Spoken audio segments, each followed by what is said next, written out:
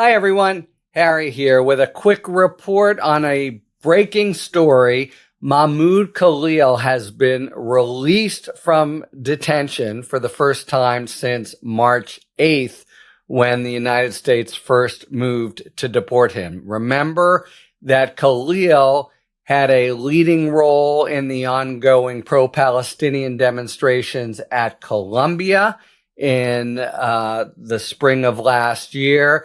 He says that he was nonviolent, did not try to impede the movement of Jewish students and the like. The U.S. has alleged otherwise, but they tried to detain him on this special amorphous authority of the Secretary of State, Marco Rubio, making a finding that his continued presence in the country would be somehow contrary to national security.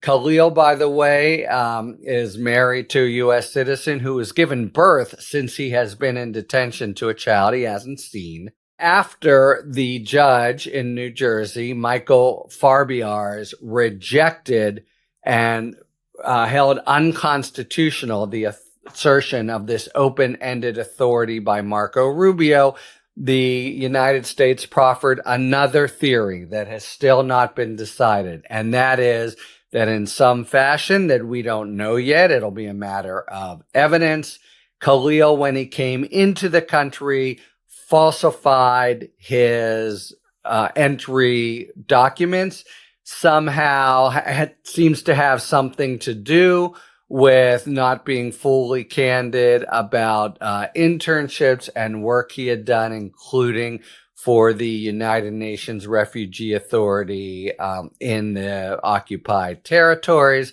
But in any event, that is, having lost the first issue, the issue that the U.S. is proffering. At that point, Khalil moves for release pending this hearing, and the judge grants it this morning, saying he is not a flight risk. And moreover, the judge somewhat tips his hand about this whole second theory of detention that the U.S. is now proceeding under, saying it is highly unusual. So there's sort of a two-part argument that's going to go on here when the hearing resumes, and until which Khalil is at liberty.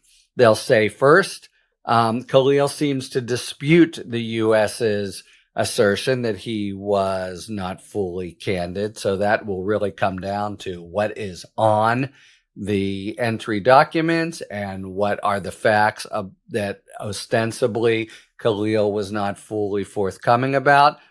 And then second, the judge has fairly telegraphed that he's worried that this is just a pretext for the theory that the U.S. already lost on. Basically, they just want him out because they want him out.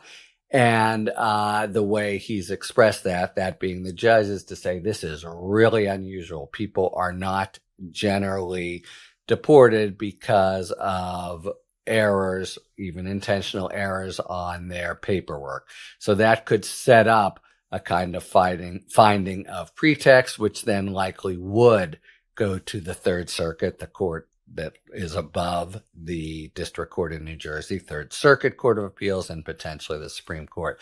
But the main point for now is, after more than 2 months, Khalil is at liberty, is with his wife and newborn baby, and the further proceedings against him will have to be not with him detained as he was, but rather at liberty, because the judge has found no real risk of flight.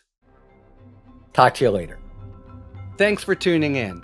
If you enjoyed this video and other Talking Feds content, please take a second to like and subscribe. Talk to you later.